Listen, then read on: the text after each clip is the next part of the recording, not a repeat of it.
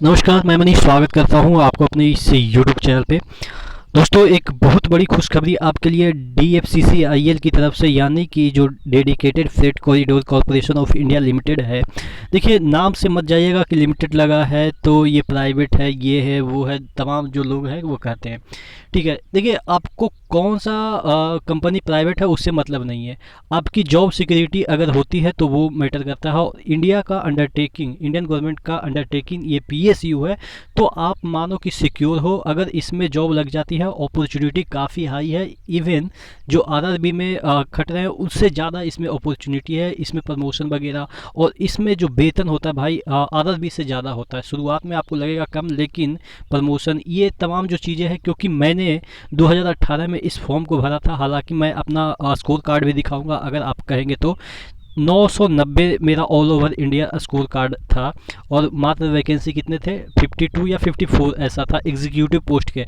और यहाँ पे मैं आपको दिखाऊंगा, हालांकि मैं एग्जीक्यूटिव पोस्ट के लिए भरा था, उसमें ग्रुप डी भी आए थे, तो ग्रुप डी के लिए तो मैं एलिजिबल भी नहीं था, क्योंकि उसमें आईटीआई खोज रहे थे। तो तमाम चीज़ों पे हम डिस्कस करेंगे कि इसमें एग्जीक्यूटिव पोस्ट में क्या होता है क्या नहीं होता है, क्योंकि मैंने भरा था। और मैंने बताया है कि 52 पोस्ट था या 54 पोस्ट था, एग्जैक्टली मुझे याद नहीं है। और मेरा ऑल ओवर इंडिया रैंक 990 आया था, तो मेरा ओबीएस से सिलेक्शन भी नहीं हो पाया। लेकिन वो एग्जीक्यूटिव पोस्ट था। अगर आपके पास आईटीआई है तो इसमें अपॉर्चुनिटी ज़्यादा है, ग्रेजुएट है तो ओबीएस है और भी अपॉर्चुनिटी है। तमाम चीज़ों को हम डिस्कस करते हैं, ये देख लेते हैं, एक एक चीज़ को यहाँ पे देखते हैं आज ही के डेट में। यहाँ पे देखिएगा, ये देखिएगा 24/4/2021 से इसका रजिस्ट्रेशन चालू हो जाएगा। लास्ट डेट की बात करें तो 13/5/2021 अप टू 23:45 आवर, यानी कि 11:15 तक आप इसमें अप्लाई कर सकते हैं। और अगर हम बात करें इसमें देखिए, आरआरबी में जल्दी क्या होता है कि जो एग्ज़ाम होता है वो डिले होता है। इसमें कोई डिले नहीं होता, क्योंकि मेरा एक्सपीरियंस यही रहा कि मैंने जब एग्ज़ाम दिए तो कोई डिले नहीं, जितना टेंटेटिव डेट उसने बताया था उसी के अराउंड उसने कंडक्ट करा लिया था। हालांकि कोरोना है तो कुछ कहा नहीं जा सकता, लेकिन हाँ इतना तो आप मैच्योर हो कि अगर टेंटेटिव डेट दिया है और इसका रिकॉर्ड देखें तो लगभग करा ही लेता। तो जून में इसका टेंटेटिव डेट है कि आपका एग्ज़ाम हो जाएगा। ठीक है, देख लेते हैं यहाँ पे और भी जो चीज़ें हैं। देखिएगा, एक एक पोस्ट का यहाँ पे दे रखा है कि क्या क्वालिफिकेशन होगा। जूनियर मैनेजर की बात करें तो सिविल में होना चाहिए। अगर जूनियर मैनेजर सिविल का जो पोस्ट है, क्वालिफिकेशन की बात करें तो बैचलर डिग्री यानी कि बीटेक या बीई जिसको हम कह सकते हैं, सिविल इंजीनियरिंग में होना चाहिए, वो भी 60% मार्क्स से एभव होना चाहिए। ठीक है, अगर हम बात करें कुल टोटल वैकेंसी 31 है, जो कि मैं एलिजिबल हूँ इसके लिए। ठीक है, अगले देख लेते हैं junior manager operation B and D के लिए जो पोस्ट है, उसमें क्वालिफिकेशन की बात करें 2 इयर्स ऑफ है। जो एमबीए है, पीजी डीबी ए जो कर रखे हैं, यानी कि एमबीए रिलेटेड ये वाला पोस्ट है junior manager operation and BD. इसमें 77 वैकेंसी है। आप देख लेंगे एक एक कैटेगरी में कितने कितने वैकेंसी है, आपके कैटेगरी में कितने वैकेंसी है। अगला देख लेते हैं जूनियर मैनेजर मैकेनिकल की बात करें तो इसमें भी आपको बीटेक में बीटेक चाहिए, किसमें, मैकेनिकल में या इलेक्ट्रिकल इंजीनियरिंग में हो। इसमें फिर मैक्ट्रॉनिक्स, और उसके बाद यहाँ पे मैक्ट्रॉनिक्स है शायद, पता नहीं ये नया ब्रांच है क्या। मुझे मैकेनिकल तो सुना था। बहुत सारे ऐसे ब्रांच है जो कि अपन के कॉलेज में पढ़ाए भी नहीं जाते हैं, पढ़ाए जाते हैं तो पता भी नहीं होता है। बहुत सारे ब्रांच है, तो ये देख लीजिएगा। इसमें production engineering, automobile engineering, manufacturing engineering, इसमें अगर मैकेनिकल में अगर आप एलिजिबल हैं तो ये सब आपके डिग्री होनी चाहिए। ये सब नहीं, मतलब कि इसमें से कोई एक होनी चाहिए। ठीक है, उसके बाद देख लेते हैं एग्जीक्यूटिव जो इसका जो पे यहाँ पे देखिएगा पे स्केल है। पे स्केल है वो 1,20,000 के तकरीबन है। तो मैंने शुरू में ही कहा था कि इसमें जितने भी पोस्ट हैं जो आरआरसी के जो जॉब है, उससे मुझे लगता है कि ज़्यादा ही इसमें, क्योंकि क्या होता है ना कि इसमें जो इसका जो रनिंग है, जो फेरिट कॉरिडोर का, इसमें बहुत तेज़ से गाड़ियाँ चलती है, तो जिसकी वजह से जो इसमें बहुत सारे अलाउंस हैं वो एक्स्ट्रा ऐड हो जाते हैं। एग्जीक्यूटिव सिविल की बात करें तो इसमें अगर क्वालिफिकेशन की बात करें तो देखिएगा, इसमें आप बीटेक होल्डर नहीं भर सकते। यहाँ पे डिप्लोमा दे रखा है, तो आप ध्यान रखिएगा एग्जीक्यूटिव सिविल में डिप्लोमा ही भर सकते हैं। ठीक है, और अगर सिविल से कर रखे हैं इंजीनियरिंग ट्रांसपोर्टेशन में, civil engineering in construction and technology से, तो वो एलिजिबल है।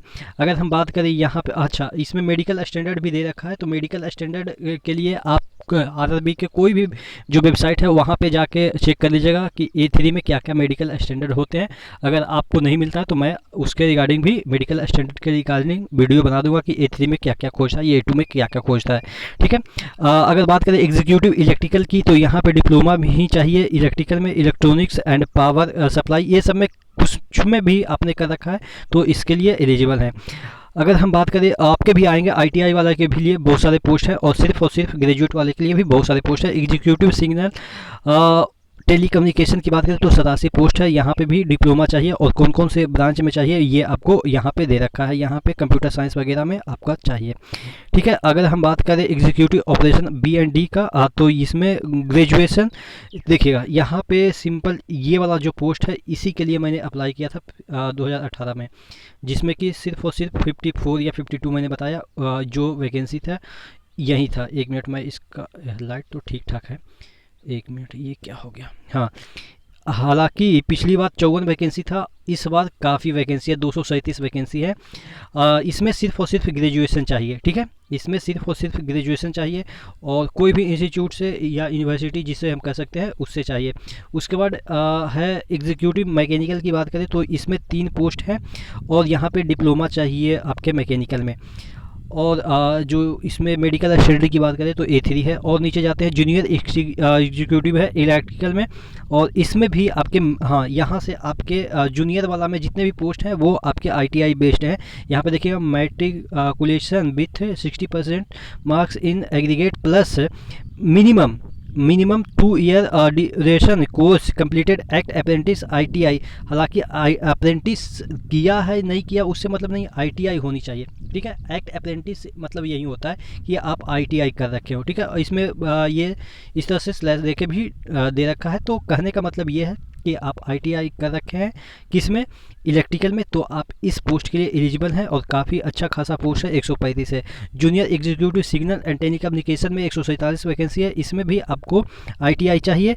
ITI देखिए NCVT या SCVT दोनों में से कोई से भी आपने कर रखा है, किसमें, इन ट्रेड इलेक्ट्रॉनिक्स में कर रखा है, इलेक्ट्रॉनिक्स या कम्युनिकेशन में कर रखा है, इंफॉर्मेशन टेक्नोलॉजी में कर रखा है, TV रेडियो में कर रखा है, तो आप इसके लिए एलिजिबल हैं। उसके बाद जूनियर एग्जीक्यूटिव ऑपरेशन B&D में आपको मैट्रिकुलेशन चाहिए, 60% से कम नहीं होना चाहिए, और इसमें भी ITI चाहिए। ITI किस में चाहिए ये, अच्छा इसमें एक चीज़ और है कि अगर आपको ITI नहीं है तो ग्रेजुएट वाले सिंपली इस पोस्ट के लिए एलिजिबल है। 225 पोस्ट है, अगर आपके पास सिर्फ और सिर्फ ग्रेजुएट है तब पर भी आप अप्लाई कर सकते हैं। ठीक है, अगला देख लेते हैं जूनियर एग्जीक्यूटिव मैकेनिकल में, तो यहाँ पे भी आप देखेंगे कि इसमें भी अप्रेंटिस खोज रहा है, किसमें, फीटर में आपने कर रखा है, इलेक्ट्रीशियन में कर रखा है, मोटर में कर रखा है, तो आप इस 14 पोस्ट के लिए एलिजिबल हैं। ठीक है, लेकिन हाँ इसमें भी आपके जो ITI में 60 मार्क्स से कम नहीं होनी चाहिए और मेडिकल स्टैंडर्ड यहाँ तो B1 ही चाहिए।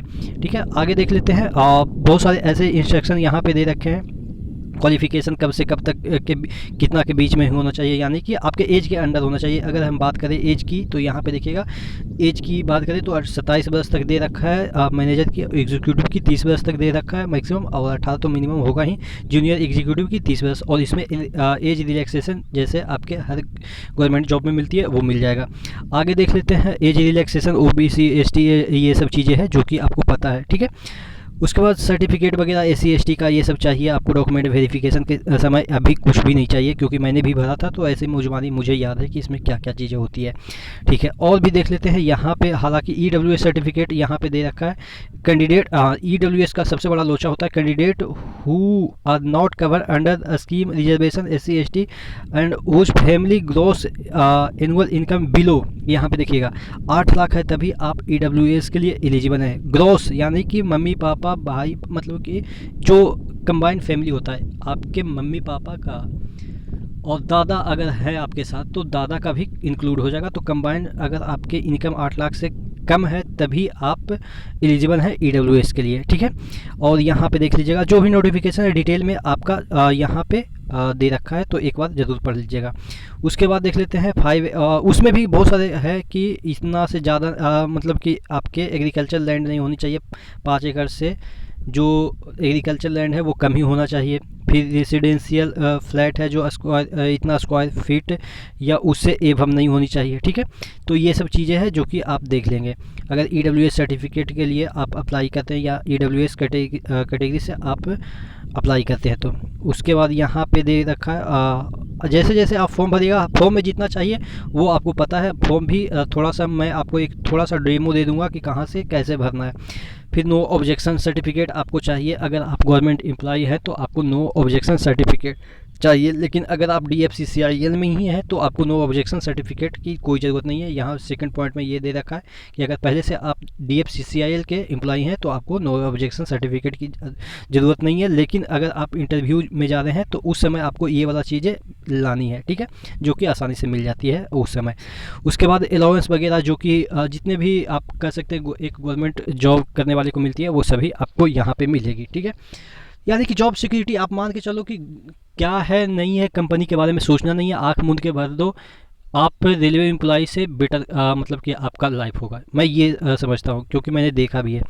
उसके बाद देखिएगा यहाँ पे सब चीज़ दे रखा है कि कौन से पोस्ट के लिए CBT होगा। CBT तो सभी के लिए होगा, किसके लिए इंटरव्यू होगा ये चीज़ें यहाँ पे दे रखी है। देखिएगा डॉक्यूमेंट वेरिफिकेशन भी सभी के लिए होगा, सब में टिक कर रखा है। उसके बाद यहाँ पे दे रखा है कि जो मेडिकल टेस्ट है सभी में होगा। उसके बाद इंटरव्यू यहाँ पे देखिएगा इंटरव्यू किस किस पोस्ट पे है, ठीक है। तो एक बार थोड़ा सा नज़र दौड़ा लीजिएगा। उसके बाद स्कीम जो है वो आपके 2 घंटे के होंगे। यहाँ पे मुझे तो याद था 2 ही घंटे के होते थे, पता नहीं इसमें क्या दे रखा है, देख लेते हैं। विल बी कंडक्टेड इन 2, हाँ यहाँ पे 2 और 3 सेशन में हो सकता है। जहाँ पे ज़रूरत पड़ेगा आपको साइको की तो साइको भी लिया जा सकता है। और यहाँ पे 2 आवर्स का एक पेपर होता है और CBT बेस्ड होता है। आसानी से आप मतलब कि इसमें कोई दिक्कत नहीं होती है, जैसे आप और भी एग्ज़ाम देते हैं वैसा ही एग्ज़ाम होता है। क्वेश्चन पेपर जो भी होगा मल्टीपल ऑब्जेक्टिव क्वेश्चन होगा जो 120 नंबर के होंगे। इसके हम बारे में डिटेल में चर्चा करेंगे, अभी तो सिर्फ नोटिफिकेशन देख लेते हैं कैसा सिलेबस होता है। हम तमाम चीज़ों के बारे में डिस्कस करेंगे, कितना कैसे क्वेश्चन पूछे जाते हैं, किस लेवल के क्वेश्चन पूछे जाते हैं। मैं अपना एक्सपीरियंस ज़रूर शेयर करूँगा। और जो पिछला वीडियो है शायद मेरा DFCCIL का, वो भी मैं शायद चेक करके एक बार फिर से अपलोड कर दूँगा। ये 120 क्वेश्चन पूछे जाएंगे और इसमें भी आपको निगेटिव मार्किंग है। देखिएगा यहाँ पे there shall be negative marking computer based test, marks shall be deducted for each wrong 0.25, यानी कि 1/4 आपके नंबर कट जाएंगे। क्वालिफाइंग जो सभी टेस्ट में आपको यहाँ पे देखिएगा qualifying marks is in written test CBT prescribe 40% for UR, यानी कि अगर 40% से कम नंबर ला रहे हैं तो आप डिस्क्वालीफाई कर दिए जाएंगे, ऐसा कहा जा रहा है। और उसके बाद फिर SC ST या OBC नॉन क्रीमी में है तो आपको यहाँ पे देखिएगा ये आपके 30% और 50% फॉर ST है। स्टेज यहाँ पे देखें तो computer based test if required can be 2 stage, यानी कि ज़्यादा कैंडिडेट अगर भर देते हैं तो 2 स्टेज में भी आपके CBT हो सकते हैं। हालांकि यहाँ पे CBT 1 दे रखा है कि CBT 1 ही होते हैं और उसी के बेस पे आपके मेरिट बनते हैं। लेकिन अगर ज़्यादा कैंडिडेट हो जाएंगे तो CBT 2 भी करवाया जा सकता है, ठीक है।